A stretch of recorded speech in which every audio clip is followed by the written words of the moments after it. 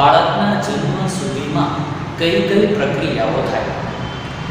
તમને આ બધા જ અંગોના નામ નિર્દેશન સાથે ખબર છે, એટલા માટે હું આમાં નિર્દેશન કરતો નથી. માત્ર આપણે આકૃતિથી સમજશું ને જ્યાં જ્યાં કોઈ નવી ઘટના ઘટશે કે નવો કોઈ અંગ આની અંદર ઉમેરાશે એ વખતે હું નિર્દેશન કરતો રહીશ. સમજો, આ છે અંડપિંડ. આ અંડપિંડ એ દર મહિને વારાફરતી એક અંડકોષ ઉત્પન્ન કરે. ધારો કે આ અંડપિંડમાંથી કોઈ એક અંડકોષ ઉત્પન્ન થયો. જેવો એ અંડકોષ ઉત્પન્ન થાય એટલે તે આ અંડવાહિની નિવાહમાં આવે, એટલે કે અહીંયા આવે.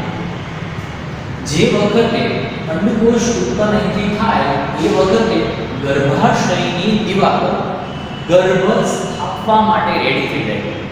હવે ગર્ભ સ્થાપવા માટે રેડી થાય એ વખતે આ ગર્ભાશયની અંદરની દિવાલોમાં આવી રીતે એક ભાગ છે. આમ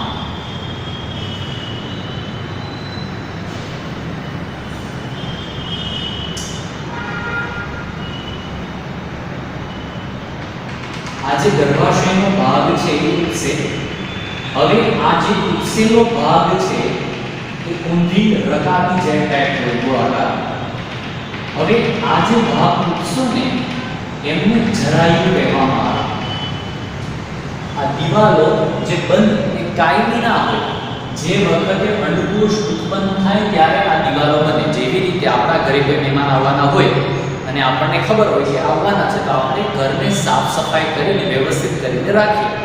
એવી જ રીતે અહીંથી જેવો અંડકોષ ઉત્પન્ન થાય એવી રીતે આ અંદરની દિવાલો ગર્ભને સ્થાપવા માટે ઉત્પન્ન થઈને રેડી રહે, તૈયાર રહે.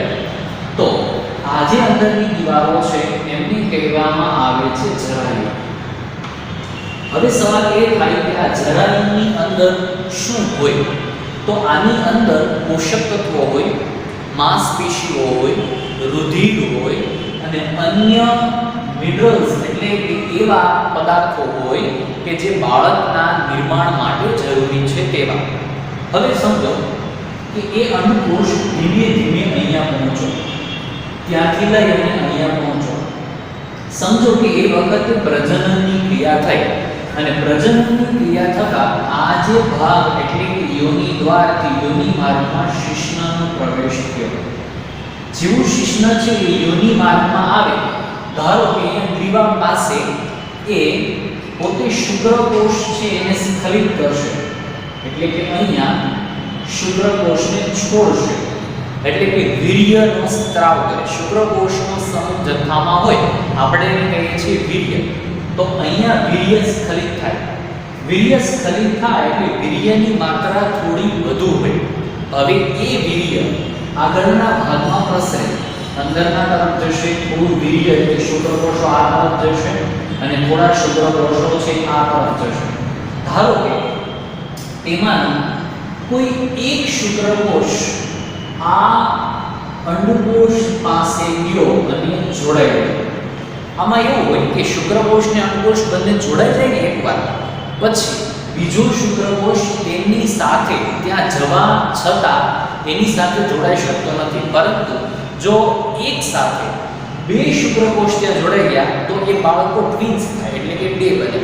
પરંતુ મોટા ભાગના કિસ્સામાં એક જે શુક્રકોષ જોડાય એટલે આખો અંડકોષ બ્લોક થઈ જાય અને પછી ત્યાં જે શુક્રકોષ અને અંડકોષ બંને વચ્ચે પ્રક્રિયા થતાં ત્યાં ને ત્યાં જ તે એક નવો કોષ નિર્માણ થાય. અહીંયા આ છે એ અંડકોષ છે, આ છે શુક્રકોષ છે. હવે બંને ભેગા થઈ જાય એટલે મિક્સ એક કોષ બની જાય. મિક્સ એક કોષ જે બને એમને કહેવામાં આવે છે ફલિતાંડ. આ ફલિતાંડ. હવે એ ફલિતાંડ ત્યાંથી ધીમે ધીમે અહીંયા આવશે, અહીંયા આવશે, અહીંયા આવશે, અહીંયા આવશે અને એ ફલિતાંડ ગર્ભમાં આવી જાય ને વચ્ચેના ભાગમાં.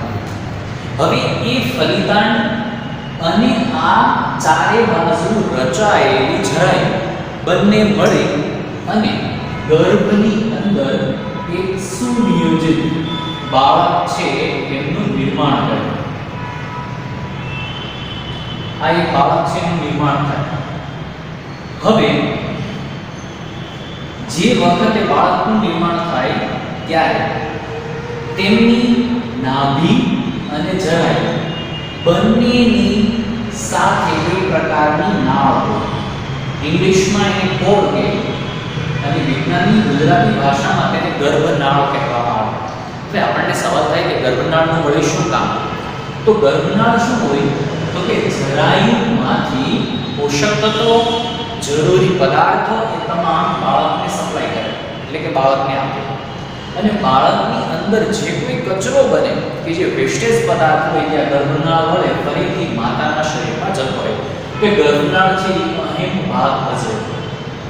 હવે તમારા મનમાં કદાચ એવો સવાલ થાય કે ધારો કે આ અંડકોષ તે અંડવાહિનીમાંથી અહીંયા આવી ગયો હોય, પછી પ્રજનન થાય અને વીર્ય જાય, શુક્રકોષ જાય તો જોડાય ખરું?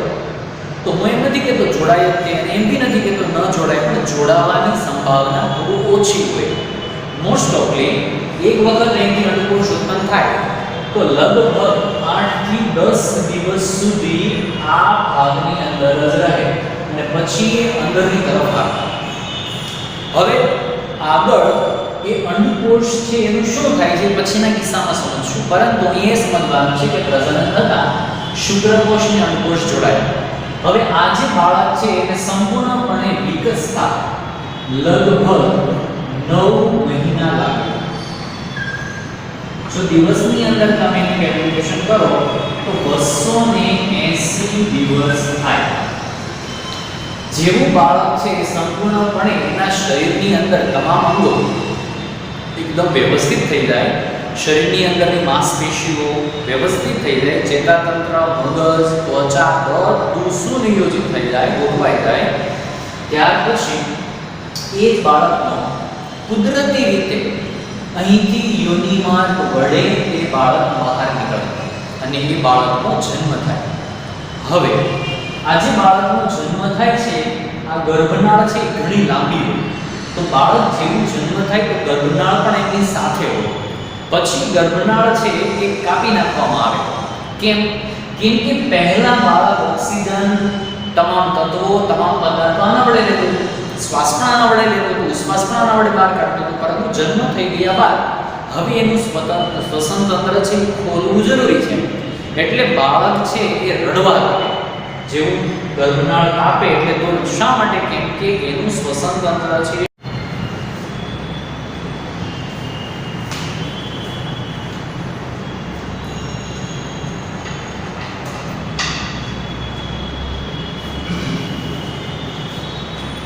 હવે સમજો કે બીજી સંભાવના કે અંડકોષ ઉત્પન્ન થાય છે પરંતુ પ્રજનન ન થાય. તો સમજો પ્રજનન થાય તો બાળકનું નિર્માણ થાય, બધું શક્ય. બટ આવું થઈ શકે તો કે અંડકોષ ઉત્પન્ન થયો પરંતુ પ્રજનન ન થયું તો એ અંડકોષનું શું થાય? સમજો સૌથી પહેલા જોઈએ આ અંડપિંડે અંડકોષ ઉત્પન્ન કર્યો અથવા તો આપણે ઉત્પન્ન કર્યો. એ અંડકોષ અંડવાહિની દીવાલમાં થઈ અને આગળ વધવાના પ્રયાસમાં છે.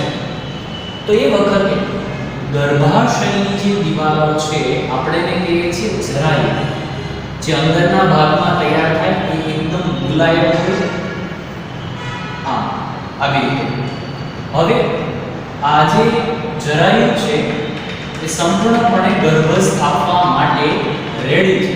તેની અંદર રક્ત છે, રુધિર વાહિનીઓ છે, માંસપેશીઓ છે અને અન્ય પોષક દ્રવ્યો છે.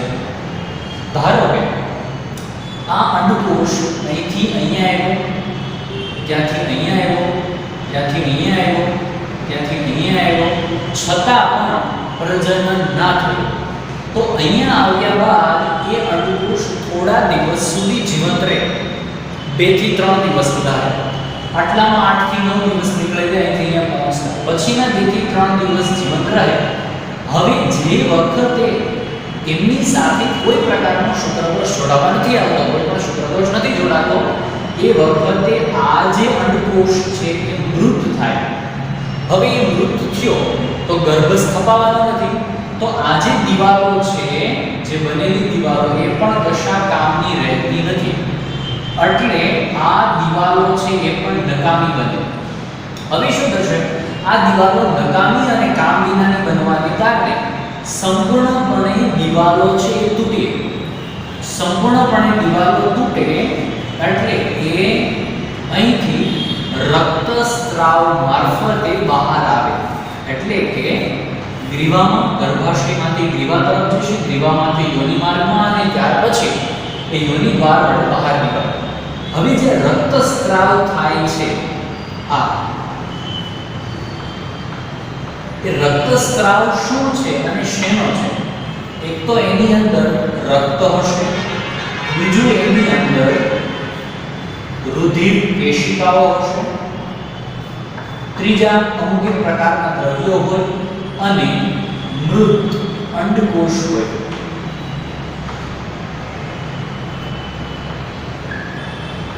મૃત અંડકોષ આવી રીતે ક્રમશઃ હવે બહાર આવે. હવે આ આખું ગર્ભ ફરી વખત સાફ થાય. તો એ સાફ થતા કેટલો સમય લાગે છે?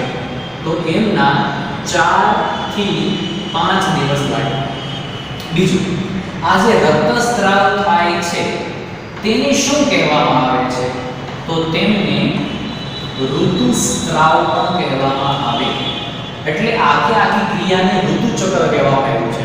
હવે દર મહિને આવું બને. ફોર એક્ઝામ્પલ, અહીંથી એ અંડકોષ ઉત્પન્ન થયો તો ત્યાર પછી એ લગભગ 22-23 દિવસ સુધી અહીંયા રહે.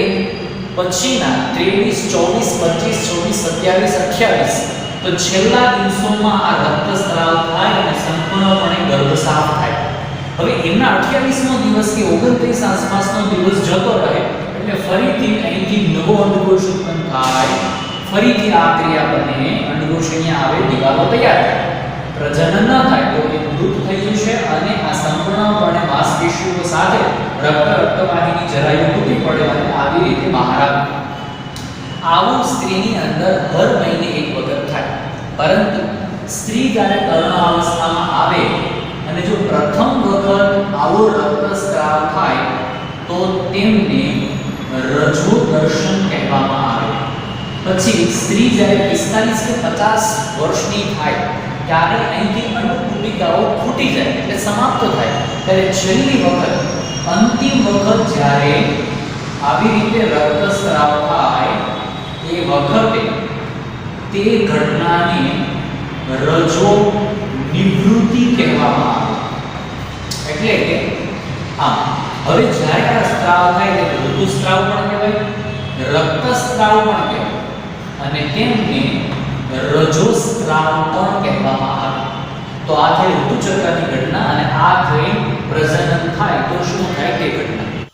હવે એક ટૉપિક એવો છે કે જ્યારે કોઈ પણ છોકરો કે છોકરી એ લૈંગિક પરિપક્વતા આવે એટલે કે તરુણાવસ્થામાં આવે ત્યારે એમના ઉપર અમુક એક દબાણ હોય. હવે આવું હકીકતમાં વર્તમાન સમાજમાં હોતું નથી, છતાં પણ ટેક્સ્ટબુકની અંદર અમુક એક બાબતો આપેલી છે. હવે એવું હોય છે કે વ્યક્તિ ઈચ્છતા હોય કે ન ઈચ્છતા હોય, મિત્રો સાથે ચોક્કસ પ્રવૃત્તિમાં ભાગ લેવાનો દબાણ. ફોર એક્ઝામ્પલ, તમારે કોઈ ક્લાસ હોય તો ક્લાસમેટનું, મિત્રોનું ગ્રુપ કોઈ જગ્યા ઉપર જતું હોય અને તમારી ઈચ્છા ન હોય છતાં તમારી રીતે જવું પડે. પછી વિવાહ કરવા માટેનું, ત્યાર પછી વિવાહ થઈ જાય તો સંતાનોત્પત્તિ માટેનું હોઈ શકે. અથવા ઘણી વખત એવું પણ હોય છે કે બાળ લગ્ન અટકાવવા માટે, અહીં એક પ્રિન્ટિંગ મિસ્ટેક છે, બાળ જન્મની લગ્ન આવશે, બાળ લગ્ન અટકાવવા માટે સરકારી સંસ્થાનું દબાણ. સાથે સાથે એવું પણ હોય છે કે બાળ જન્મ અટકાવવા માટે પણ હોય. બાળ જન્મ એટલે કે અમુક એક બાળકો હોય, ફોર એક્ઝામ્પલ 2 હોય તો ત્યાર પછીનું સંતાન ન કરવા માટે બી પારિવારિક દબાણ હોઈ શકે અથવા તો સમાજનું દબાણ હોઈ શકે. અથવા પતિ પત્ની 2 હોય તો બંનેની અંદરથી કોઈ એક વ્યક્તિ જો પ્રજનન ક્ષમતા એમાં ન હોય તો ન છૂટકે એમને પ્રજનન ક્ષમતા આપવી પડે સેક્સ્યુઅલ સેટિસ્ફેક્શન માટે. ત્યાર પછી આવે છે જાતીય સમાગમ વખતે એટલે કે પ્રજનન વખતે અમુક રોગ પણ થઈ શકે. થાય જ એવું જરૂરી નથી. જેની અંદર એક આવે છે બેક્ટેરિયાજન્ય રોગો, જે 2 છે, સિફિલિસ અને ગોનોરિયા. પછી વાયરસજન્ય રોગો, મસા, પછી HIV એઇડ્સ. હકીકતમાં HIV એઇડ્સ છે એ શરીરમાં ધાતુની ઉણપને કારણે થાય, બટ અહીંયા એક વાયરસજન્ય રીતે આપ્યું છે તો આપણે એને નોંધ લઈશું. હવે તમને એમ કીધેલું છે કે અન્યથા પ્રોટેક્શન એટલે કે નિરોધનો ઉપયોગ કરવાથી આ રોગોને ફેલાતા આપણે અટકાવી શકીએ છીએ. હવે ત્યાર પછી એવી બાબતો આવે છે, ધારો કે કોઈ પણ પતિ પત્નીએ પ્રજનન કરવું છે પરંતુ એ પોતે બાળક ઈચ્છતા નથી, એટલે કે ગર્ભ અટકાવવું છે, ગર્ભ થવા દેવું નથી, તો એમને અહીંયા 3 પદ્ધતિઓ આપેલી છે. હવે 3માંથી કઈ યોગ્ય છે અને કઈ અયોગ્ય છે એની વાત પછી કરશું. પહેલાં 3 પદ્ધતિ વિશે માત્ર માહિતી મેળવી લઈએ. પહેલું છે યાંત્રિક અવરોધ. તો યાંત્રિક અવરોધ માટે નિરોધનો ઉપયોગ કરવામાં આવે. નિરોધ છે 2 પ્રકારના હોય. એક સ્ત્રી ઉપયોગ કરી શકે તેવા નિરોધને પડદો કહેવામાં આવે, અને એક પુરુષ છે એ નિરોધનો ઉપયોગ કરી શકે, એટલે કે એ એમના શિશ્ન પર પહેરાવે, જેના કારણે જે શુક્રકોષ છે અંડકોષ સુધી પહોંચતા નથી, અથવા સ્ત્રીના ગર્ભાશયની અંદર કોપર ટી, તમને જે આકૃતિમાં આપેલી છે એ ટી આકારની અમુક એક ધાતુમાંથી બનાવેલી, ટૂંકમાં ધાતુમાંથી બનાવેલું સાધન આવે, અમુક રચના આવે જે ગર્ભની અંદર સ્થાપન કરવાનું હોય. પરંતુ ઘણી વખત એવું પણ બને છે કે કોપર ટી હોવા છતાં પણ ગર્ભ સ્થપાઈ જાય. તો આ હતું યાંત્રિક અવરોધ એટલે નિરોધ અને કોપર ટી. બીજું છે રાસાયણિક અવરોધ, જે બિલકુલ અયોગ્ય છે, જેનાથી સ્ત્રીના શરીરની અંદર ખૂબ જ નુકસાન થાય. ક્યારેક એટલી હદે પણ નુકસાન થઈ શકે કે એ પોતાના ગર્ભની અંદર બાળકને ઉછેરવા માટે સક્ષમ ન હોય અથવા તો ગર્ભ નષ્ટ પામે. જે એક ગર્ભનિરોધક ગોળી આવે, એ ગોળી અંતઃસ્ત્રાવની અંદર ઇનબેલેન્સ કરે, જેથી કરીને અંડકોષ ઉત્પન્ન ન થાય. હવે અંડકોષ ઉત્પન્ન ન થાય અથવા અંડકોષ મૃત્યુ પામે તો ફલન પણ ન થાય, પરંતુ આની વિપરીત અસરો પણ થાય. ત્યાર પછી આવે છે ત્રીજું શસ્ત્રક્રિયા. શસ્ત્રક્રિયામાં શું હોય તો તમને આકૃતિમાં આપેલું છે, અથવા પેમ્પલેટની અંદર પણ વ્યવસ્થિત આકૃતિ આપેલી છે કે પુરુષ છે એની શુક્રવાહિની કાપી નાખવામાં આવે, કાપી અને બાંધી દે. ફરીથી હા એને જરૂર હોય કે ભાઈ હવે જોડી દેવી છે તો એ જોડાઈ પણ જાય. તો શુક્રવાહિની છે એને કાપી નાખે એટલે પુરુષની અંદરનું જે વીર્ય એટલે શુક્રકોષ છે એ પ્રજનન વખતે શિશ્નમાંથી બહાર ન આવે. જો એમ ન કરે તો સ્ત્રીની જે અંડવાહિની છે, અંડવાહિનીને બીજી ભાષામાં ફેલોપિયન નલિકા પણ કહેવામાં આવે, એમને કાપીને બાંધી દેવામાં આવે, જેથી કરીને જે અંડકોષ છે એનું ફલન ન થાય. જોકે આમતોર પર આને સુરક્ષિત માનવામાં આવે, પરંતુ હકીકતમાં આની પણ આડઅસરો ઘણી બધી છે. ત્યાર પછી આવે છે વસ્તી. જોકે જે પ્રદેશમાં પ્રજનન દર વધુ હોય તે દેશની વસ્તી વધે, તથા જન્મદર વધુ હોય મૃત્યુદર ઓછો હોય તો પણ વસ્તી વધે. હકીકતમાં ક્યારેક એવું પણ બને કે વસ્તી જો અમુક મર્યાદા કરતાં વધી જાય તો અમુક સમસ્યા સર્જાય, જેમ કે ખોરાકની અછત, ગરીબી, નૈસર્ગિક સ્ત્રોત એટલે કે પાણી, જળ, જંગલ, વનસ્પતિ ઘટે, સામાજિક સમાનતા થાય વગેરે.